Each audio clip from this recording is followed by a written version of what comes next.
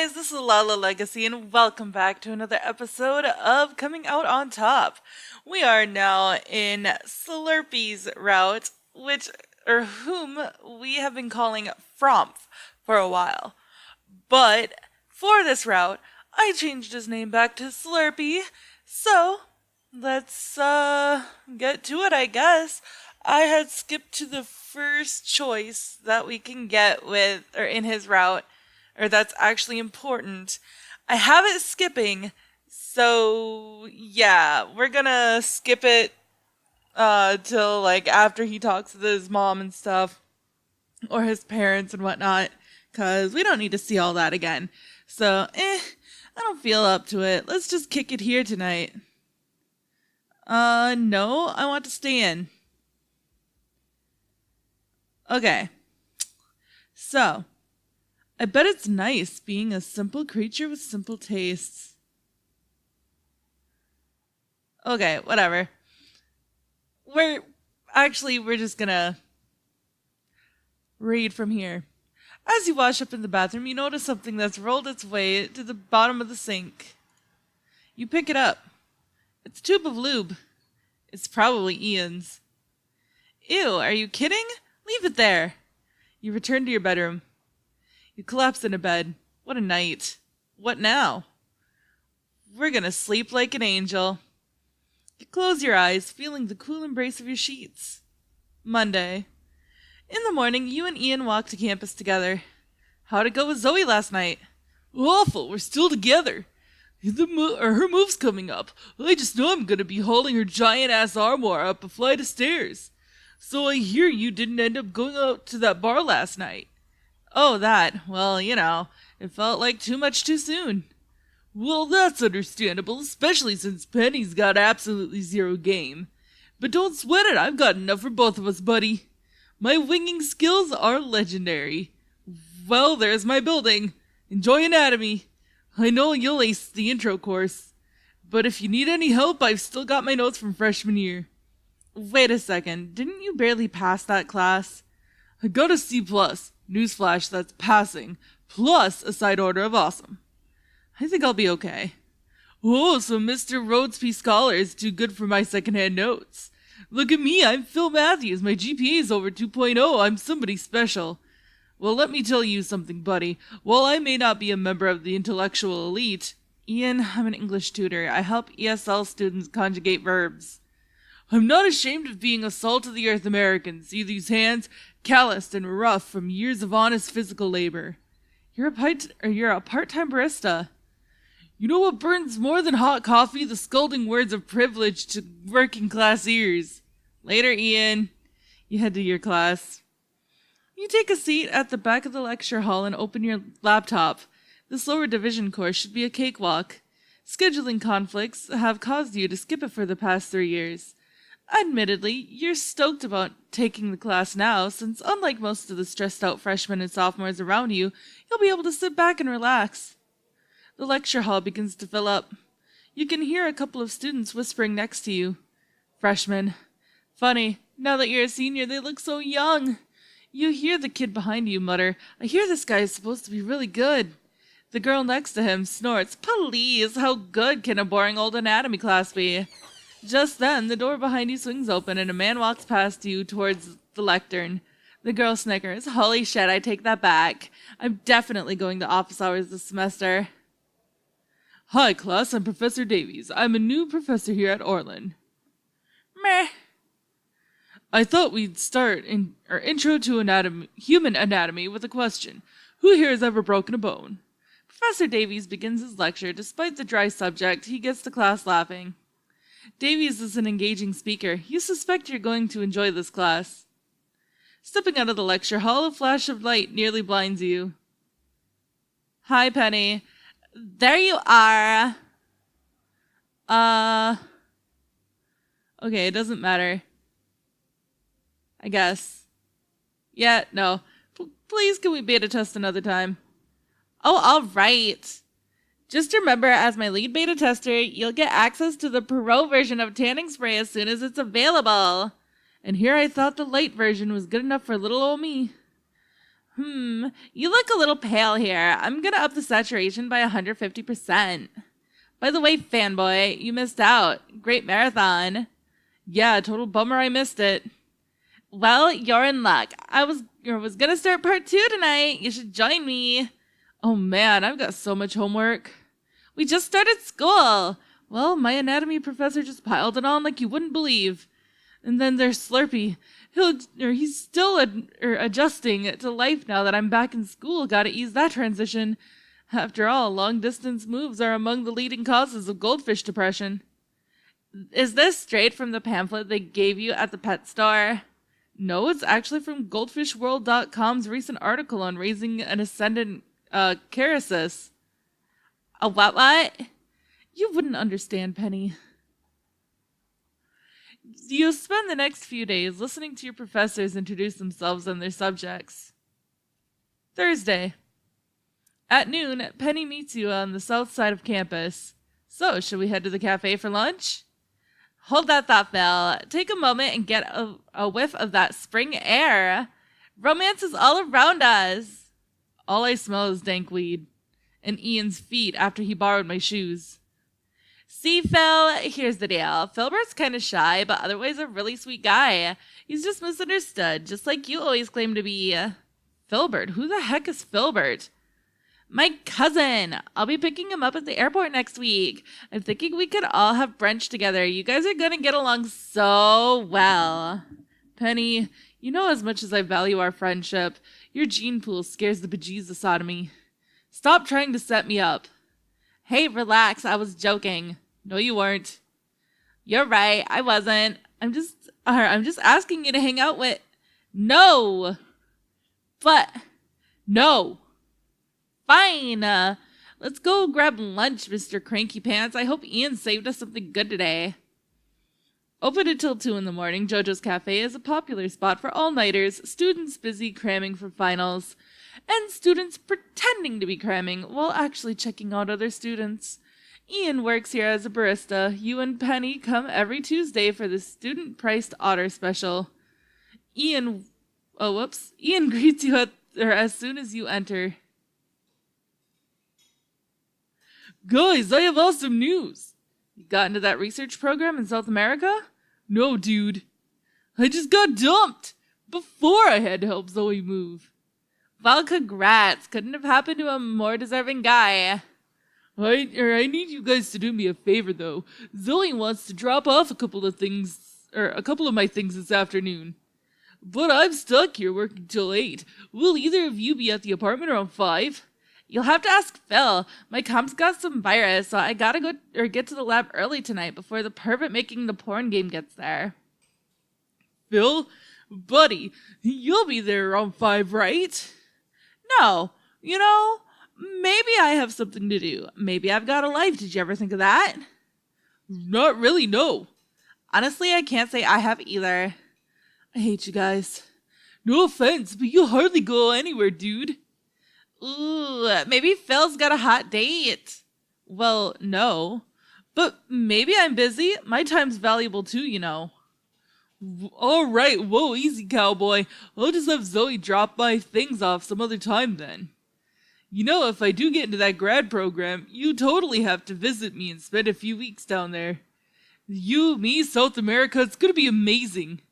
Well, it could happen if I can save at least $800 for the airfare by the end of the semester.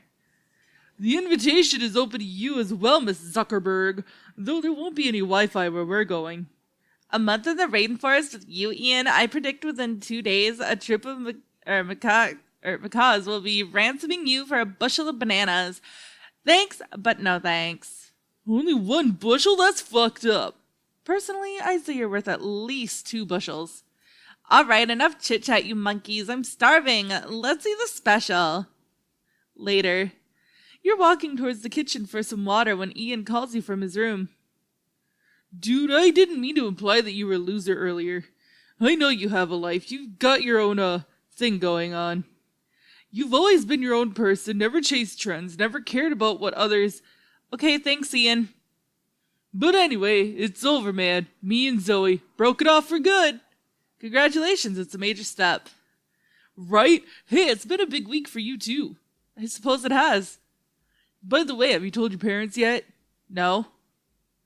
Guess it doesn't matter what I say here. I'm planning on telling them soon. They seem like they'd be cool with it. I mean, they're like hardcore liberals, aren't they? I know, or I said how gay in front of them once when I was 10, and they corrected me. So you'd think coming out would be easy. Still, I don't know. I'm their only kid.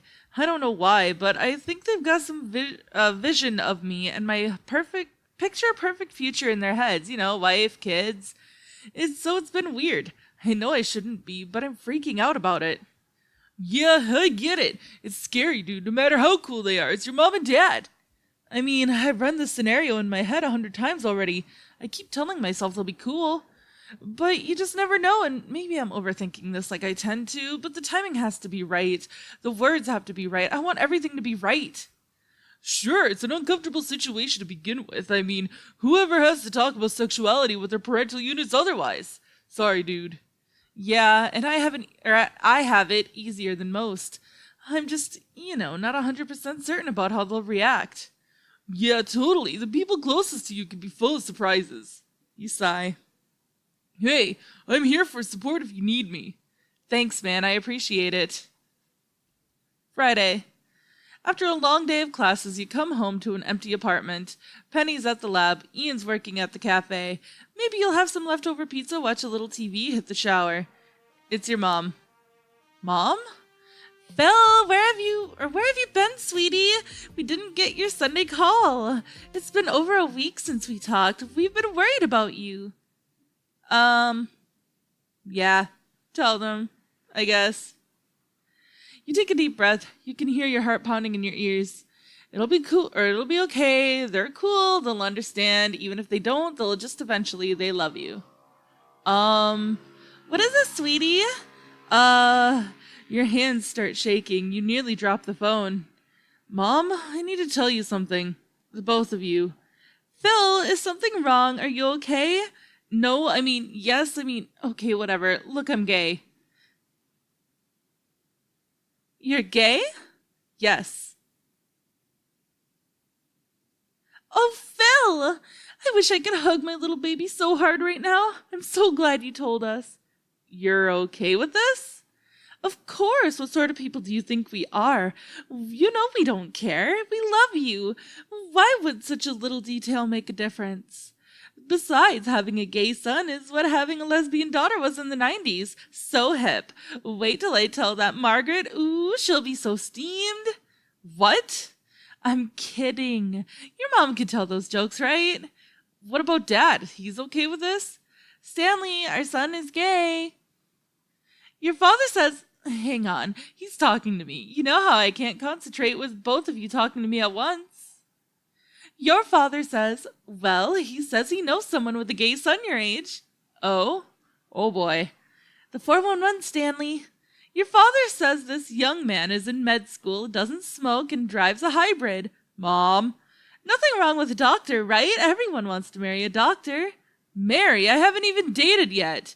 Stanley, I don't think Phil wants to date a surgeon. You know how they have ridiculous hours. What about a dermatologist, sweetie? That might be more your speed. Would a podiatrist float your boat? It's okay, really. Don't you worry, sweetie. Your father says he has a lot of connections at the hospital. That's really great of him, but he just wants to know if you prefer a top or bottom or a verse. He knows how important that is for compatibility. He thinks he knows a good power bottom. Unless, well... You're a power bottom. Are you? I love you guys, but I gotta go. What a week. Whew, you finally got some downtime this weekend. In terms of your studies, you're doing average. You and Penny have been slightly annoyed with one another. You and Ian are on friendly terms. And finally, you got $100 in savings. You don't have anything major planned. How will you spend your extra time this weekend? We're gonna... get a head start on a term paper. Tuesday. You have your first exam tomorrow. And of course, you don't feel like studying. Study for the love of Christ! See, Slurpy, you can't go around chained to the insatiable demands of lust. I mean, look at how ridiculous humans are, trying to fulfill our carnal desires in oftentimes the basest and most degrading of ways. It's pathetic. We act at the behest of our hormones that magnify every desire, every urge, until we are overwhelmed and enslaved by our own chemistry. Can one be said to be human when acting in such a manner? Or is that, in fact, the most human behavior of all? What the? Weird. Guess it was a sonic boom. Anyway, back to... The noise seems to be coming from the apartment directly above yours. You hear your roommates convene in the living room. What is this bullshit? It sounds like our upstairs neighbor. Well, it sounds like Godzilla. Getting fisted by King Kong. Mental note, Google for Rule 34 validity. Can you guys handle this? I'm in the middle of something important right now. You switch on some music to drown out your upstairs neighbor. The sound of easy listening soothes your frayed nerves. Back to studying, Slurpy. You know, little buddy, I enjoy spending time with you. Sure, you're not a dog or a cat, but you've still got your own scaly charisma. Wednesday morning. You wake up to the sound of your phone. Holy heck, what time is it? You grab your phone. Penny, it's 7:15 a.m. Where the hell are you? Phil, did I ever tell you what a caring, special friend you are and how awesome it is to have someone like you in my life? Okay, send me a greeting card. I'm going back to bed. Ha ha ha, and you're a witty guy to boot. Ha ha ha, you've got the greatest sense of humor. I'm dying. Oh boy, you need a favor, don't you? And you're so discerning. Look, is this about lunch with your cousin? Yeah, I'm supposed to pick him up at the airport today, but... Oh, you want me to pick him up at the airport? I'm sorry, Phil. I didn't want to wake you, but I'm at the computer lab right now, and I know you don't have any classes today except one in the late afternoon. My professor hated my presentation yesterday. She hates the prototype. She hates tanning spray. She hates me. I guess this is why Jobs always felt lonely at the top. Genius often goes unrecognized. She's just jealous of your brilliance, I'm sure. Well, that's why I needed to beat everyone here at the lab before it gets crowded. I'm trying to salvage an old project so that I have something to show her Monday. Oh God. God, no, not Campus Mapper. I gotta do something, Phil. I can't go to class empty-handed. I'll just be here another hour or two. Please, please, please pick up Filbert at the airport. I'm sending you his flight details. Seriously, Filbert is super sweet and nice. Nerdy too, and socially inept. You guys will have a lot in common.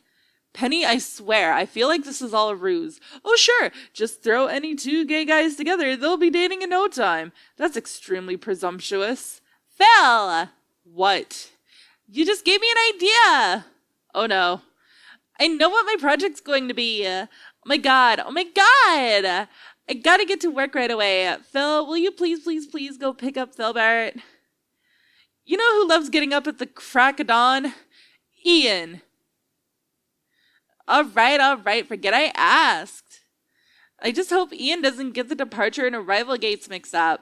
You know how his brain works, but I'm the one arriving. That's why I was waiting for you at the arrival gate.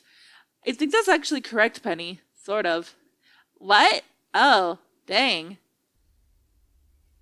Wednesday. You take your exam. You're sure you aced it? It was that easy. Later that night. Hurry up, Toast. I swear I'm so hungry I could eat a village of waist-high people made entirely of spam. Oh hey, it's an email from Lisa, the woman who runs the tutoring program at the Student Learning Center. You've established a nice repertoire with Lisa after years of tutoring at the SLC on weekends. Occasionally she sends you jobs for students who need extra one-on-one attention. You look over the job description. Interesting. She says this is a special assignment. You'd meet with a student this Thursday for a 2-hour session. The pay is higher than usual. You pause as your imagination runs wild. You envision a dark, handsome student stretched out across a bed, the son of a foreign dignitary, listening attentively as you teach him one dirty word after another. You mentally kick yourself. Man, I've got a good rep as a tutor. I gotta stop fantasizing like this. Tell her no. You want to keep your schedule open. You decline the offer. You're going to be busy enough as it is. Friday. We meet again, Slurpy. Do you remember the last time we talked? No. No, you don't. For I, unlike you, am bound to the tortures of memory. Not that memories are the worst part, Slurpy. Expectations are easily the hardest part of the human experience. We should be doing such and such, and we're supposed to be this way or that. It's expected. I mean, here I am, alone, pondering my personal state of affairs on a Friday night. I feel like I should be out meeting guys, trying to make up for lost time. Yet I can't shake this feeling that I've fallen prey to the idea of the romanticized relationship. In every book, movie, and story I've seen growing up, things are magical. We're supposed to aspire to this, even though it may all be bullshit. Isn't the truth of a relationship the ability of those involved to understand one another and maintain meaningful interactions? Whilst the liars, the storytellers, whore themselves and betray the truth, all for their own glory and profit. They make us feel like we are special, capable of things that we aren't. I will no longer be duped. I demand the real. Instead of false smiles, I will offer thoughtfulness. Instead of easy quips, I will speak the truth, full and complete. Still wish I could fall in love, though. If only you could be my sweet Prince Slurpy. But that is all the time that I have for this episode, guys. So if you liked it, please give it a big thumbs up down below. And if you haven't already, subscribe. By subscribing, you're becoming part of a legacy. I love you guys so much, and I will see you in the next video.